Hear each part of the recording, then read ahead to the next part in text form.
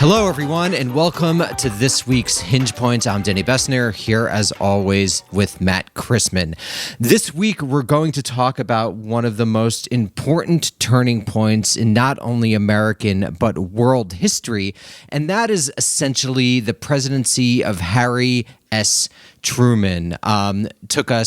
Begins with the death of FDR in 1945 and takes us through the early 1950s and really gets the Cold War going. So this is really a crucial moment for several reasons. Now, the United States, in a lot of ways, is imperial from the very beginning. You can think of Western expansion as the first instance of American imperialism, the expansion to the West Coast. You get the War of 1898, and you get the American seizure of colonies in the Philippines and Puerto Rico and elsewhere in the world. But it's only really after World War II that the American empire takes the form with which we are familiar, a form that's truly global in scope. And in a real way, the American empire of the World War II and post-World War II period is the first truly global empire in world history.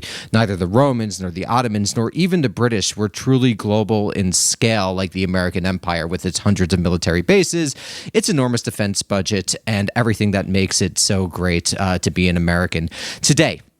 But what we're going to focus on is the particular moment of this transition point in the 1940s and 1950s when Truman set the United States on this course. And we're going to ask whether something could have been different, whether the American empire could have not have been or could have taken a different form. And I think the most intriguing element of this, the reason that it is a hinge point as opposed to something that's overly determined like the flow of history often seems to be, is that you had in the White House until the crucial moment as the war was ending, similarly as you had as the Civil War was ending, a United States president who had presided over an entire epoch of America changing from one sort of state into another, gaining functions and abilities and structures and literally like a self-awareness that it didn't have beforehand.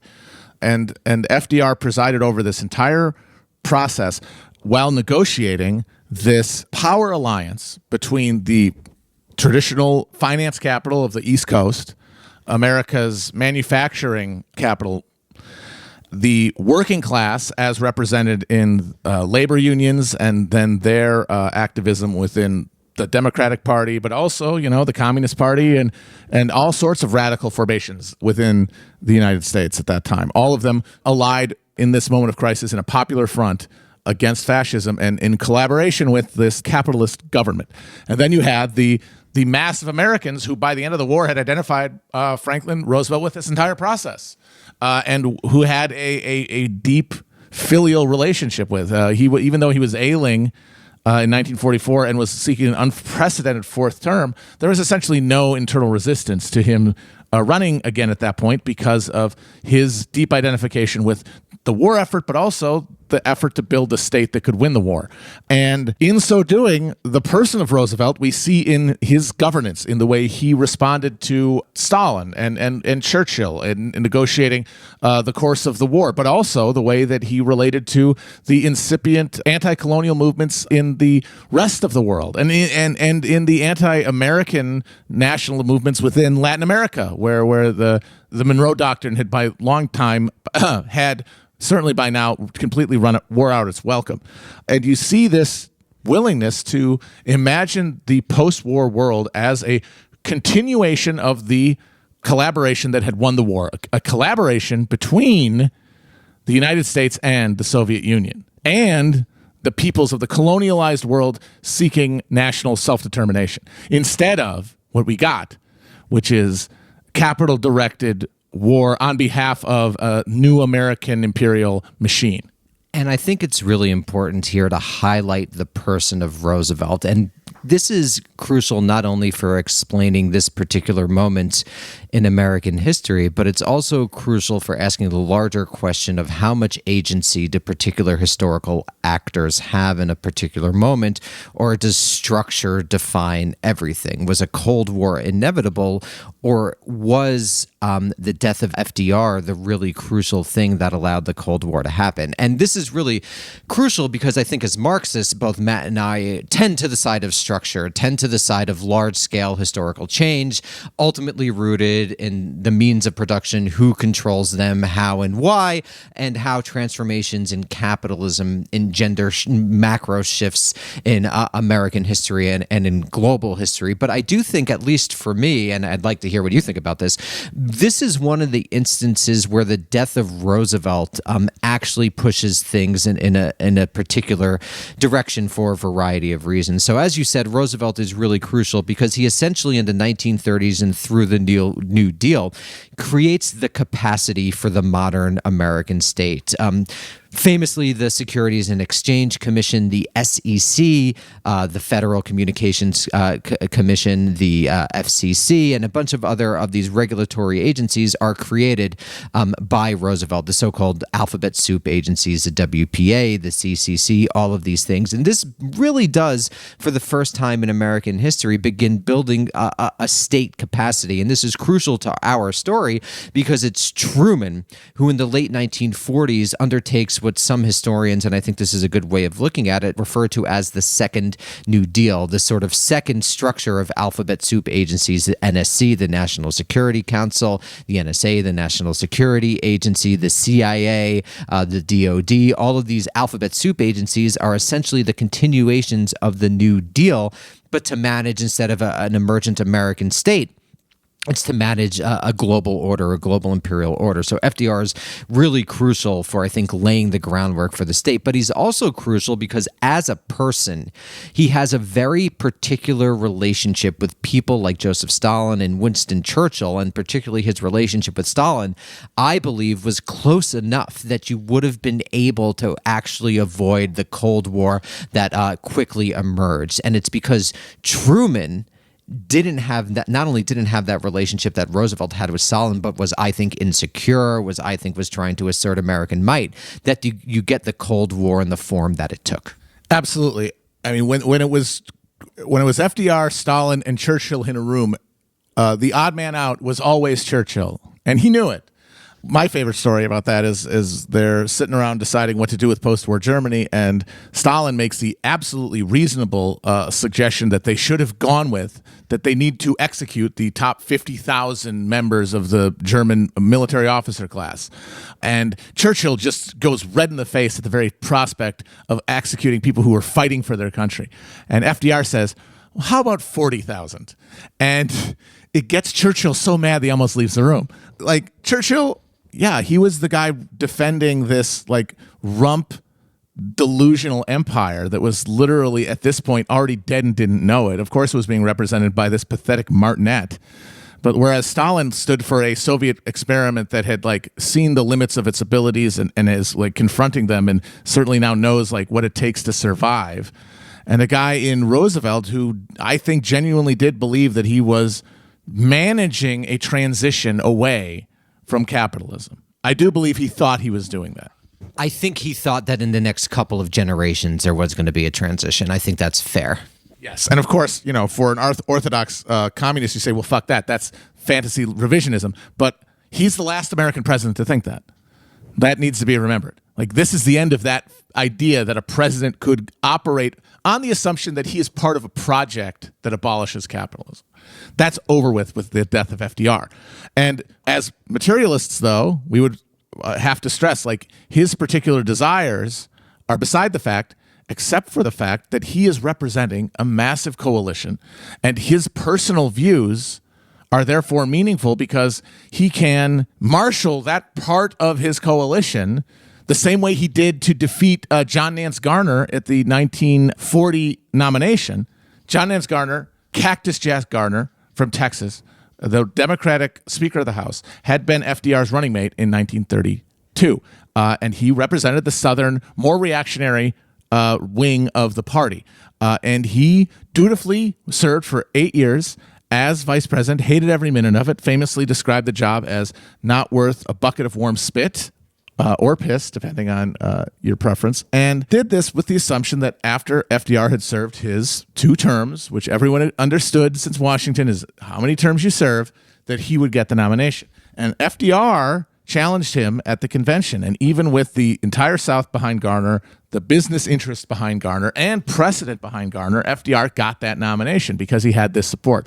Now, by 1944, the focus had become so much on winning the war that domestic politics had sort of atrophied, which is one of the reasons why when the Senate Democrats insist on replacing the populist Puritan gentleman Henry Wallace with Truman on the ticket, that Truman was unable to resist them. But from a position of still being the president, it's easy to imagine him pushing forward with his nascent plans to press the Europeans to decolonize as soon as possible and to provide the sort of Marshall Plan aid that Europe got for the entire world. And, of course, that would have caused a massive response from capital, but it would have been in a context where that project is seated at the height of executive power, which is considerable at this point.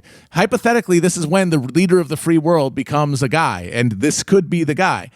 But FDR dies, and honestly, you can't really get rid of FDR dying because by 1945, he was absolutely horrible shape. I believe his last physical before he went to Hot Springs to recover and died, his over-the-line blood pressure was like 400 over 250 or something like that. The kind of thing that like a modern doctor would have said, okay, let's do something about this. So he was done.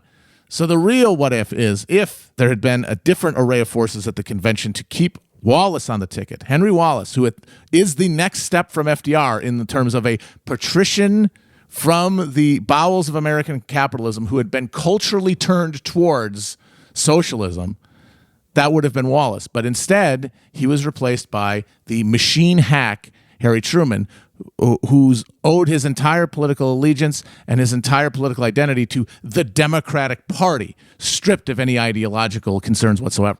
And I think in a real way, it's useful to think of Harry Truman as kind of a Joe Biden-esque figure, or rather Joe Biden as a Harry Truman-esque figure, and that he's a politician of an earlier age. If you think of the people that kind of define the presidents of the early Cold War, you have Eisenhower, who's a military guy, you have Kennedy, who's probably the first meritocrat, and then you have Johnson, who's probably the last genuinely machine politician that we've had run the United States until Joe Biden. And so you have these different formations forming different things. And what happens is that over the course of the middle to late 1940s, Truman, who genuinely feels himself, I think at least, outstripped when he's dealing with someone like Molotov, the Soviet foreign minister, or when he's trying to deal with Stalin.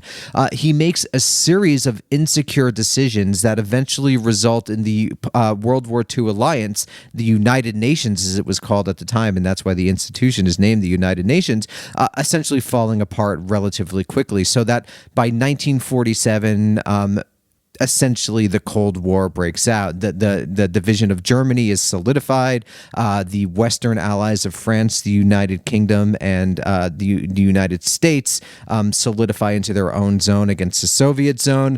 Stalin basically makes it clear in a June 1946 speech that he doesn't think capitalism and communism are able to live together. And then you have strategic documents like George Kennan's famous long telegram arguing essentially in what I think is one of the greatest acts of projection in American history, that the Soviet Union was dedicated to world domination and therefore the United States needed to dominate the core areas of the world. And Truman essentially abides by the opinions of the generals, abides by people in the State Department like Kennan, and he launches the Cold War. He really institutionalizes a world system, a Manichaean world system in which the United States and its allies and fellow travelers are considered to be the free world, and the Soviet Union and its allies and fellow travelers are considered to be what was called at the time the slave world. And then he does things like get involved in Korea, which gives the money to make the Cold War into a real thing, setting the stage, I think without exaggeration, for the entire 4-decade plus history of the Cold War.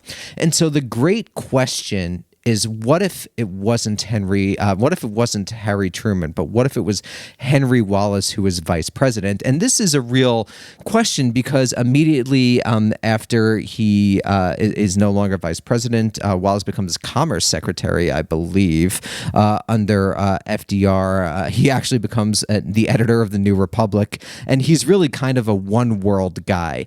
He is skeptical of communism, and I think it's important not to overstate, his ideological affinity. But I don't think he was dedicated to the type of Manichaean struggle that would have that broke out in the Cold War. Well, more importantly than his personal views on communism, and I do believe that he had that same Yankee disdain for communism that Upton Sinclair had, another sort of Puritan liberal. But what mattered is that his staff and supporters were all fucking communists. Like, not only were they sympathizers and fellow travelers, many of them were active members of the Communist Party.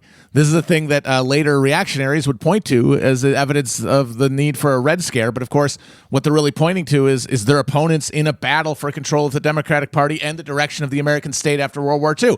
And the Red Scare is what we got because they won. And they won in large part because the guy in the room was not a fellow traveler, a dupe, a useful idiot for the communist cause. It was this machine hack from Missouri who was doing what his party bosses wanted, which was what their bosses wanted, American capital, which was war footing for the economy forever, which meant conflict with the Soviets. It meant imposing terms on every country we could and extracting cheap resources to feed a new industrial economy that would roar with profits and that would be stabilized by a modest redistribution downward, but that was premised on imperial super profits. Why don't you talk quickly about Wallace and who he was? Because I think his transformation from basically Republican populist to Democratic Party elite says something about the course of political history over the course of the first half of the 20th century. So there's two ways that you come to the left broadly. There is the experience of labor, but then there is what is much more common in the American tradition because of America's exceptional relationship to capital formation. I mean, America is literally exceptional to the other developed nations because it was able to alleviate its social conflicts through this free real estate giveaway that no other European state, even in imperialism, could really match. And that did give it different institutions and different parties and stuff like that.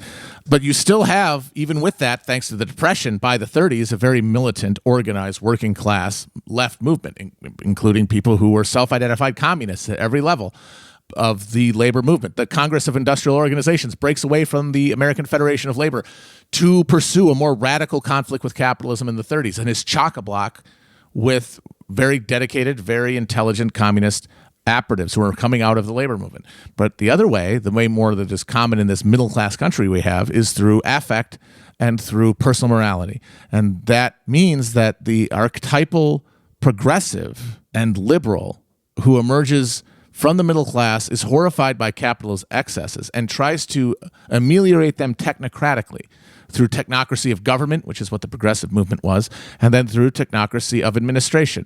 Henry Wallace was an agricultural expert, and he helped codify the first agricultural subsidy program in America to prevent the sort of mass farm ruination that happened during the Dust Bowl.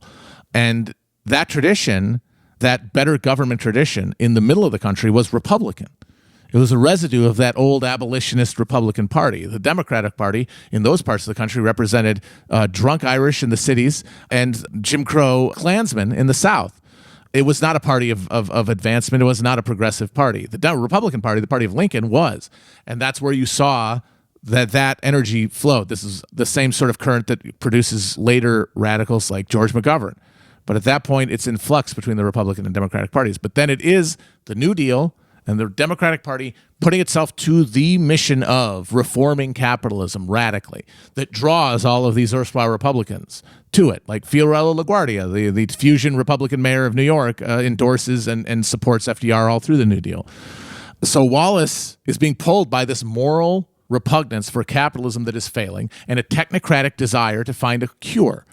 And that technocratic cure in the 1910s was, civil service reform and regulation and maybe a graduated income tax.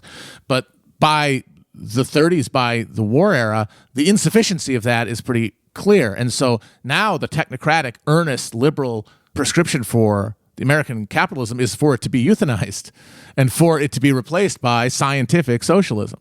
And that is the current behind like elite adherence to the Communist Party and to this project that will now fight for control with the machine itself over the course of Truman's presidency. And so if we imagine that Wallace is in there when FDR dies and that he's the presidency, this raises, again, a lot of really interesting counterfactual questions because there are a lot of different interests operating at the time. On one hand, there's a genuine anti-communism within the elite of the American state, in the business class, in the military, a general skepticism of the Soviet Union. The romance of American communism did genuinely begin to attenuate amongst the elite American liberals after the Moscow trials of the 1930s and particular turns Stalin took. So there is this big anti-communist strand of thinking and interest group that isn't going to go away. So I think it's interesting to think about Wallace because I think it's critical to think of what elements of the Cold War would have been different in the light of this overdetermination of anti-communism and, psychopathic American desire, which emerges from the Puritan heart of the country to really dominate the world, which is evident in American history from John Winthrop's 1630 City Upon a Hill speech all the way forward, in my opinion. There's a universalizing impulse to the American project that goes from sea to shining sea and eventually over the globe, and eventually, as we're seeing with our current oligarchs like Bezos and Musk, who is essentially an American to the moon, precisely. So there is that element there.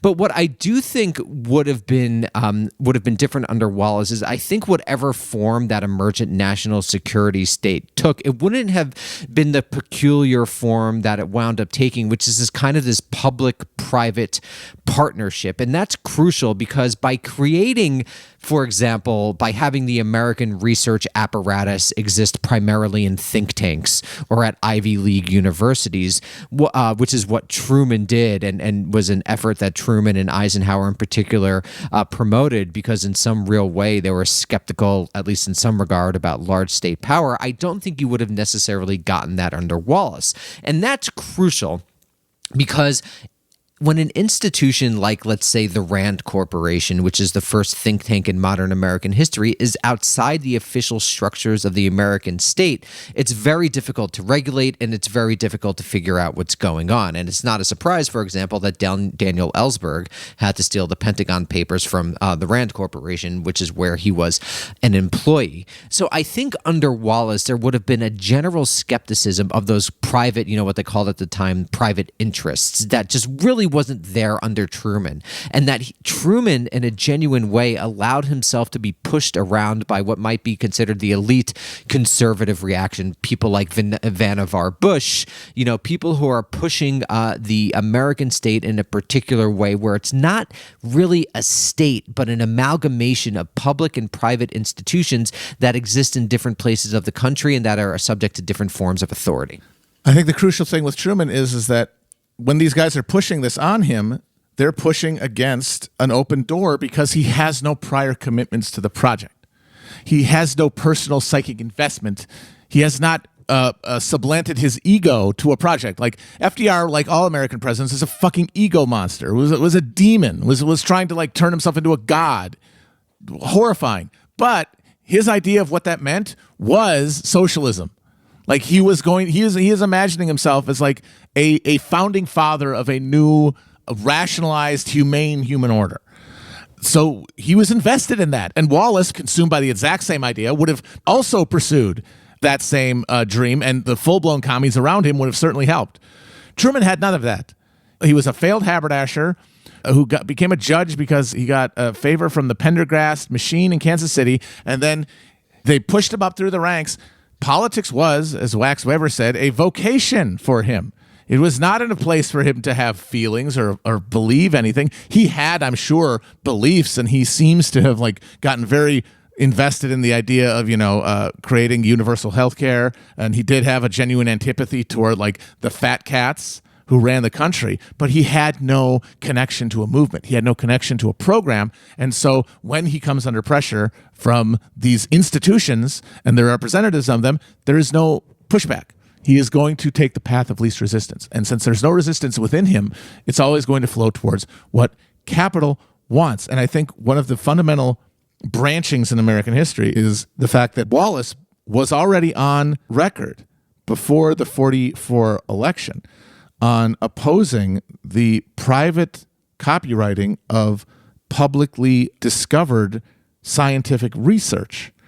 And this process that defines the Cold War, a hugely intensive state investment in a military-based Keynesianism, producing all of these amazing technological advancements that are all subsequently privatized, that are all subsequently copyrighted and turned into private property, even though they were all produced publicly.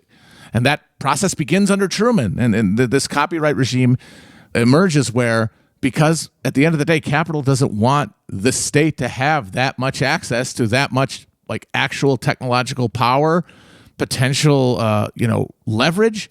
It has to be privatized. It has to be pulled towards profit. And that magnet pulled it all. It sucked it up. And now we live in a world, a post-democratic order, where there's so much technology in private hands that it's almost impossible to imagine a political response to capital, because so much of our world is not conducted politically, it's conducted technologically. And all of that technology is privately held. And that is a fundamental distinction between Wallace and Truman. And if you imagine Wallace pursuing that as a public policy, he's not going to get a lot of pushback from people. There's going to be the same thing that happened under FDR, which is a capital-led propaganda effort against the New Deal and against whatever this would have been. And it would have had adherents, particularly among the precarious petty bourgeois, who are always there to fight on behalf of capital at its most agitated. But you would not have any kind of like popular groundswell on behalf of private copyright. And if that happens, I do think the question we have to answer now is, we are imagining a world where capital is put to a existential point. Like, this is, like we said, a hinge point, and capital recognized it as such. The reason humanity lost is because we had not yet achieved the ability to recognize it as such. Maybe FDR could have recognized it as such, but his goddamn brain exploded. We can recognize it as this moment when capital went on the offensive. And you have to imagine that if a guy like Wallace was able to be a conduit for a unification of this movement from the grassroots of factory workers who supported these labor unions, within the cadres of the CIO and the Communist Party, all the forces of the Popular Front that were there ideologically, that were motivated by this project of human liberation of the working class of the world, if they had all flocked to this banner of Wallace's, there would have to be some reckoning.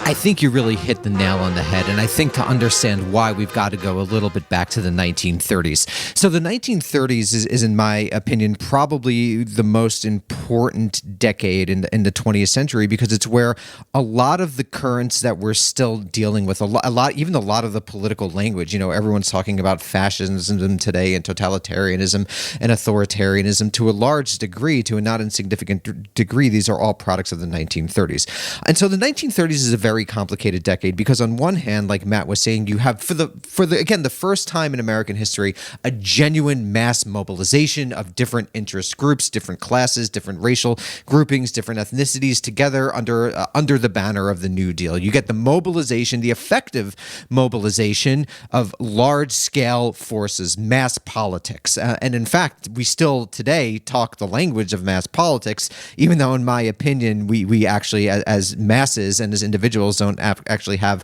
much say. And one of the reasons that we don't have much say is because of the transformations that occurred in the 1940s. So the 1930s are this great moment of mass mobilization, organized under the banner of the New Deal and to some degree within the Democratic Party itself, and initiates this very epochal shift in the Democratic Party and slowly away from the Dixiecrats, who eventually leave in the 60s. But that's a story for another day. But in response to this mass mobilization, you have a critique of mass politics amongst the elite. And the elite is scared of mass politics for a number of reasons. One, it of course threatens their own prerogative. But two, they often read the experience of American mass mobilization in light of what was going on in Europe. What's going on in Europe? You have the rise of fascism in Italy and in Nazi Germany, of course. And, these are read as these mass movements that have an enormous impact a negative impact on world history. And even the Soviet Union, probably incorrectly, is understood as a society, at least at that point, that is partially run by masses. So you have an elite counter-reaction to the mass mobilizations of the 1930s. And you could, I think, usefully see in the late 1940s Truman as representative, maybe not personally, but the people around him and the people who are supporting him are representative of that anti-mass politics impulse, whereas Wallace is very much someone in favor of those mass political formations, as Matt was talking about. So it's really in the 1940s and through that creation of the American state, then what it means to be a Democrat, not, Democratic Party, but a literal Democrat in the United States undergoes a transformation. So if you think about where in the 1930s, to be a Democrat was to be someone who believed in social democracy, economic democracy, cultural democracy, and political democracy. By the 1940s and early 1950s, democracy gets defined down to political democracy and specifically the act of voting. And I think you need to understand that defining down of democracy to the act of voting, putting that in dialogue with the public-private partnership that begins to define the American state as the moment where the United States became, in a genuine sense, an anti-democracy, a society organized around limiting the masses' impact on politics and the individual citizens' impact on politics. And I think the reason that you can point to this as a crucial hinge point, and you can imagine alternatives, is that with the death of FDR and the ascension of Truman, you do not see this grassroots movement that we've described just give up the fight. There is, in the late 40s, a significant battle on behalf of this working class movement to assert themselves in the political domain, to apply pressure and to redefine politics. And they are, over the course of the late 40s, defeated by the political system and by the people, quote unquote, in terms of the people who showed up for the 1946 midterms, for example. But of course, that's always going to be slanted towards the most prosperous end of the demographic, the people who are least materially committed to socialism. But there is an actual effort, but because it cannot be harnessed from the White House, because it cannot be directed from the heights of the state apparatus, it fizzles. So throughout World War II, the majority of unions in the country observed a no-strike pledge because they were all on board with the New Deal, whether you were a business unionist, AFL type, or a secret communist in the CIO, you believed it was in the greater good to bottled up internal dissension to help win the war, help beat the communists, or help beat the Nazis, help save the Soviet Union. It was worth putting off all labor conflicts. And of course, there were a few violations of that, mostly about race and integration of munitions factories like in Detroit and Baltimore. But after the war, the lid of the kettle explodes, and there is a massive, unprecedented to this day, wave of strikes, militant confrontations with capital throughout the country in the late 40s. And this strike wave is eventually muffled and suppressed by the failure for any other element of the social order to connect to the struggle. And this is why, if you imagine that Henry Wallace is president with a huge eruption of strikes after the war, it's much easier to imagine a situation where the leverage of the state going in on behalf of the strikers changes the dynamic. But as it was, Truman mostly let these strikes die on their own. There was an attempt to nationalize the U.S. steel industry later in the early 50s during the Korean War, which the Supreme Court struck down and which everyone just accepted. They accepted the rule of that bourgeois institution. But without that connection to the state structure and the political system, the strike wave was broken. And that raises really interesting questions about whether you have the turn to consumption that begins to define American capitalism in the late 1940s and early 1950s if Wallace is there and he supports the strikers. Because like you said, Truman allows these strikes to die off. But I think he also, the gambit of the American ruling class and capital, particularly when the United States controls, 50% of world production after Europe commits suicide, is that they're going to replace the frontier, that masculinist frontier, with American consumption. And America is literally going to extract and consume the world. So I'm curious, what do you think? Because it's an open question. If Wallace is in there, do we have a different turn in the consumptive politics of the U.S.? So when we reached the final crisis of that post-war consumptive arrangement in the 70s, the liberal that we had at that point in charge, Jimmy Carter, who had gone through the continuation of the process that began with the death of Roosevelt, is at this point a totally moralistic liberal, completely unmoored to any class concepts whatsoever, who decides that he's going to be straight with the American people, tell them they can't consume as much as they did and that they should find meaning elsewhere, even though he is giving them no hope of finding any meaning in the actual conditions of their labor, which is like their defining human condition. And of course, given the option of the option of Ronald Reagan's Hollywood bullshit about an endless consumer utopia based on cutting taxes, they chose door number 2. Of course they did.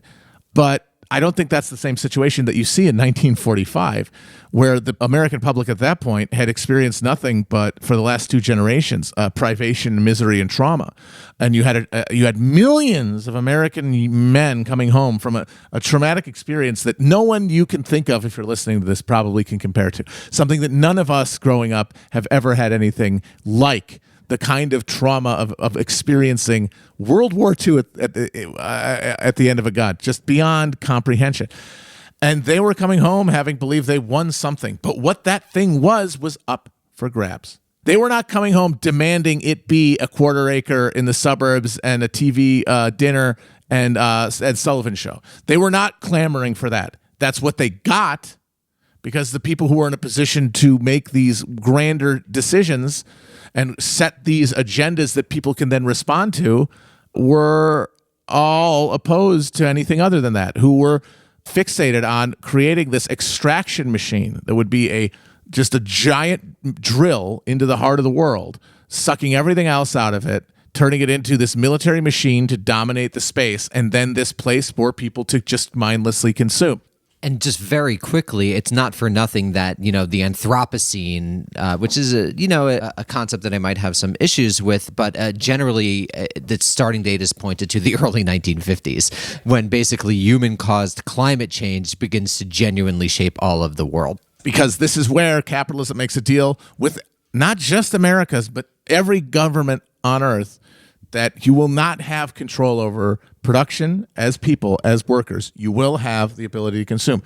Khrushchev is often castigated for his churn to the consumer economy after World War II, but he had no choice. The choice had been for Stalin to continue the war. And as soon as Stalin decides that he is going to sign this armistice, the way that the American working class signed an armistice at the exact same time with capital in the United States, then you have to fight them on the terrain of consumption, because now you're in an arms race.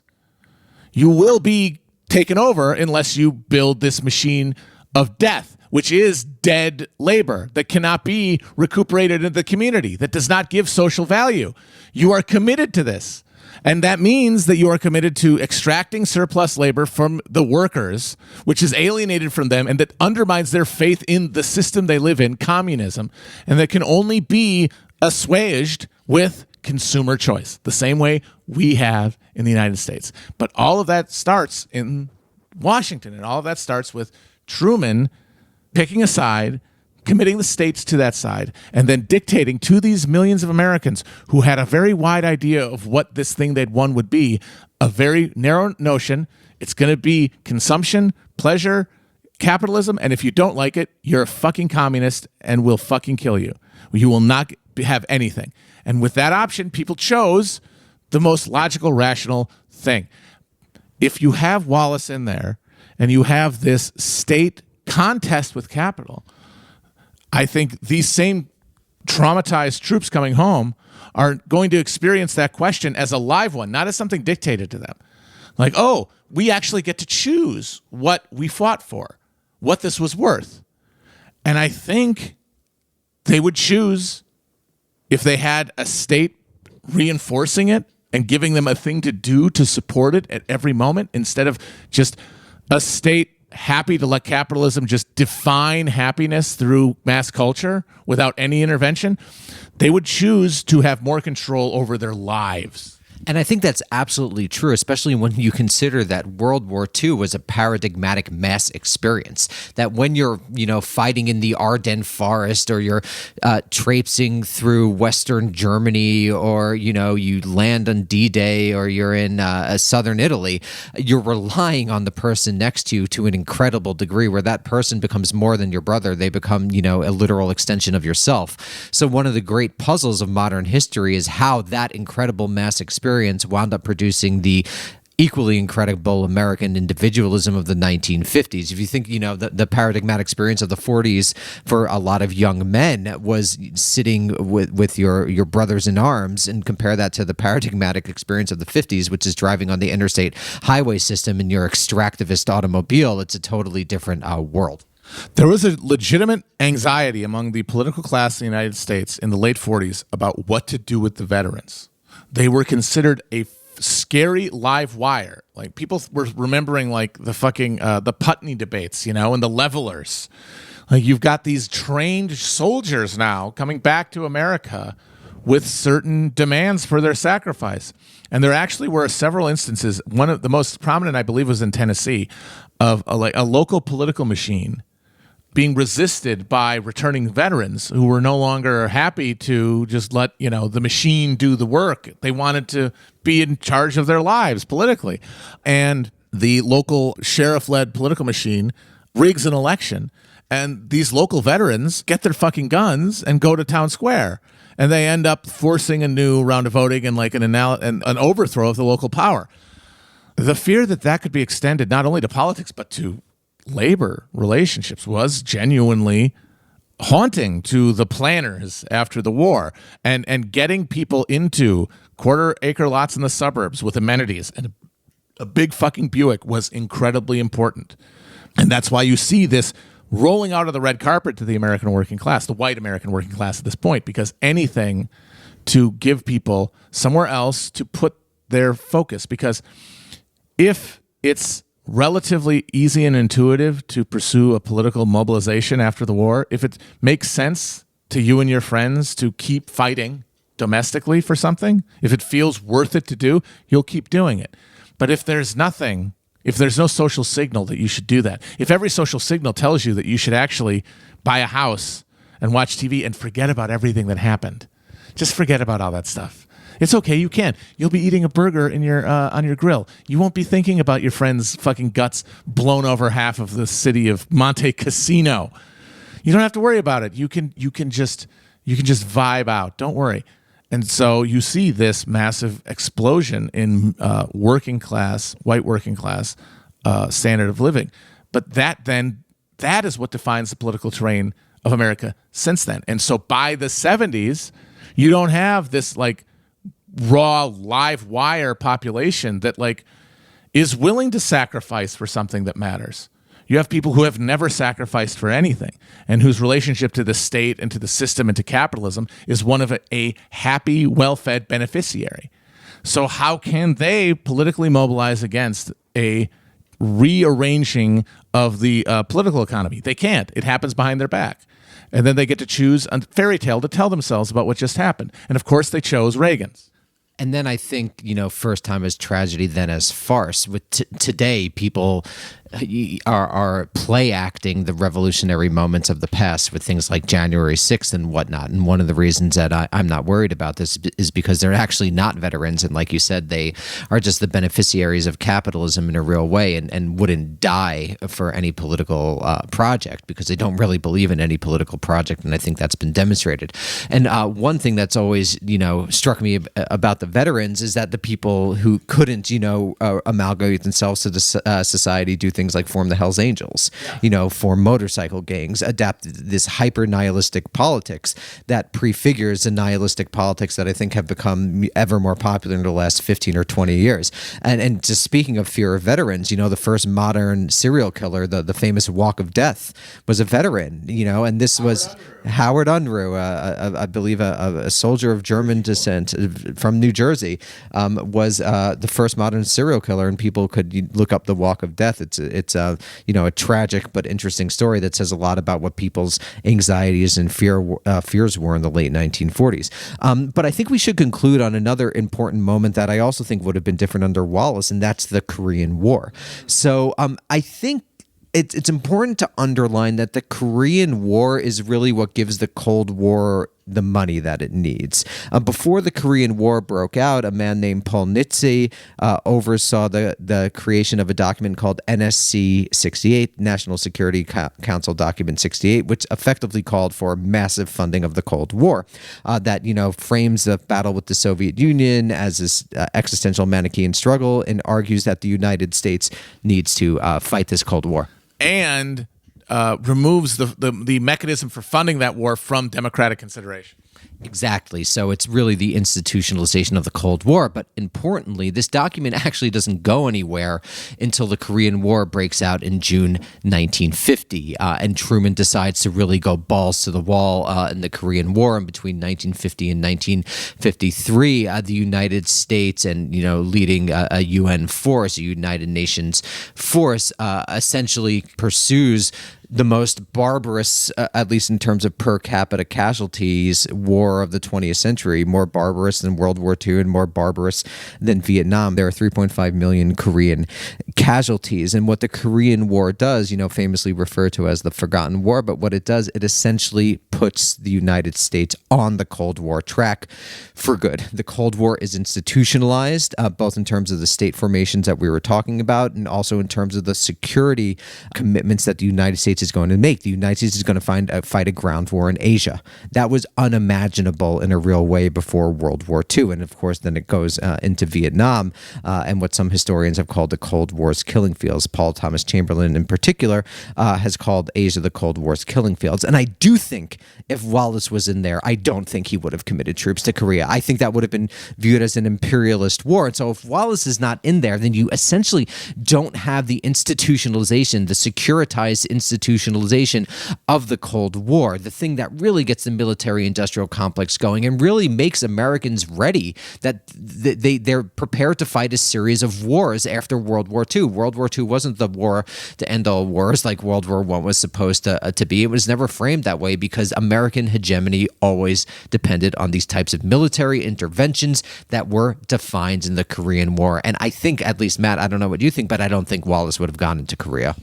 Absolutely. I mean, for one thing, the Korean War was not a feckless invasion by the North of the South as it's depicted. It was a provocation of the U.S. and the South Korean puppet government that we controlled to get the North to invade. Now, Truman wasn't directing this. Truman didn't want this to happen. But the structures that he had created in his signing of all these national security memos, the creation of things like the CIA, meant that the deep state, this is now being created, and now is operating independently of any democratic consideration, and that means without his authorization, because he is at the end of the day, at the end of the day, he's only there because he won an election. And so he is going to have a limited ability to influence the decisions of these people. And so this new national security state makes a effort of pushing back against communism wherever they see it, of provoking border areas. And this is a border area where their provocations got what they wanted. And then they got to have their war to set their predicate for their coming Cold War. I don't think Wallace, as we were talking about, creates those things in the first place. And so you don't have that happening. Hell, you probably have a communist Korean peninsula. And of course, that's horrifying to imagine because, my God, then you're imagining all of Korea is terrible North Korea, Juche slave camp. But what we're really trying to say here is that if that happens, you don't have a Cold War as we understand it. You have essentially Kautsky and Bernstein's dream, which is a reform of capitalism into socialism, essentially because in this world, there's nowhere else for capital to go. There's nowhere for capital to flee to resist these state machines of Western democracy and of the Soviet Union. There's no place for capital to decisively influence things if those machines are both controlled by these working class movements. Now, you could argue that by this point, the Soviet Union is now led by sort of a deformed bureaucratic state that is created this new class that is not capitalist, but is also not working class. And that's true, but there are still no capitalists. Like, the money is being reinvested. There is no capital being accrued in the Soviet Union. And that also raises a critical question of what if Wallace is in there? What is the Soviet Union allowed to do? Does the Soviet Union, does it not have to pursue an arms race? Is it able to pursue an actual working class communism after Stalin dies in 1953? Is Khrushchev able to do a lot of different things? So the critical thing to understand is just the sheer power of the United States on a global scale after 1945 makes these parochial domestic political choices, political processes of world historical importance in a way that they wouldn't be otherwise. And the big question, if the Soviet Union isn't forced to fight this war with the United States, I mean, personally, I think the Soviet Union, after Stalin died in 1953, there was a 2 to 3 year period where one could have made a genuine peace with them. If the Soviet Union doesn't have to fight the United States, what becomes of that project? You know, Beria basically wanted to buy out the Soviet Union in exchange for a Marshall Plan. But the thing is that even if he had pursued that and not been cooed by Khrushchev, the U.S. would never have taken yes for an answer. The Soviets sought Marshall Plan aid. They sought entrance to NATO. People might not know that, but the Soviet Union expressed interest in joining NATO, which, of course, obviated the whole point of NATO, so they ended up creating the Warsaw Pact. But I think that the control the party had at that point over the Soviet Union, I think, was significant enough that they could have initiated a rapprochement with the West that would have had no internal resistance, for the simple fact that it would have meant a rising standard of living. Like, what this would have been the redistribution of capital, like intensification, outward, instead of the concentration of it all, like surplus basically being distributed through the system as opposed to hoarded in the United States. Now, what that would have meant is that the U.S. capital, standing in for world capital at this point, would have resisted. And I think if I try to imagine what a Wallace presidency means, I don't think it means that you get, eventually this peaceful transition. I think what you get is a deep, violent struggle for power in the United States that intensifies over the 50s and 60s. And then when the early 70s hit and the ability for capitalism to persist in a democratic milieu becomes attenuated, because as the cost of energy basically is priced into capitalism, the ability to hoard surplus goes away.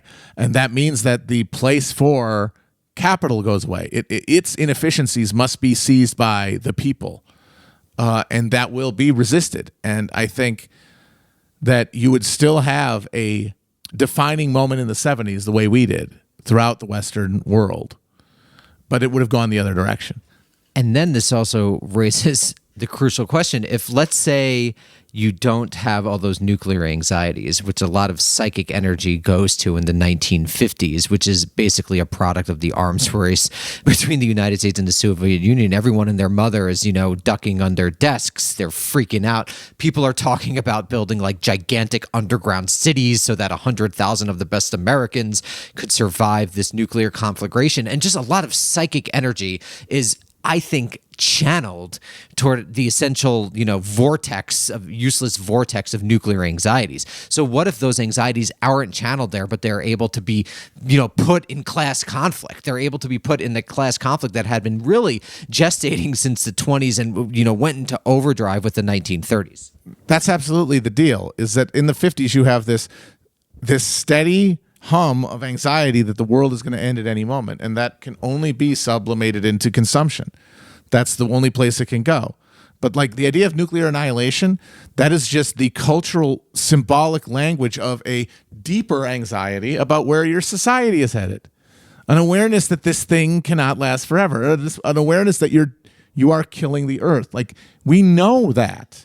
We can only accept it and process it through acceptable cultural symbols and language. And the symbols and language we got through the 50s and 60s was nuclear annihilation thanks to the goddamn communists. And if you have that same anxiety powering you through the 50s and 60s, but it is wedded to an understanding of capital-led ecological collapse through exploitation, then that means that all that energy, instead of going into buying a new hi-fi and cheating on your wife and eating 5 tons of red meat a night, goes into going to your union hall and standing a picket line and maybe picking up a goddamn gun. And that I think is something that would like significantly shift the flow of the river of history and make the 70s moment a moment of true existential reckoning, where working class people, self-aware of their class and its historical destiny, seize control of the means of production. Instead of credit exploding and houses becoming the vehicle of investment for the American middle class. Well, thank you everyone for listening to this week's Hinge Point. We'll be back next week and look forward to speaking with you then.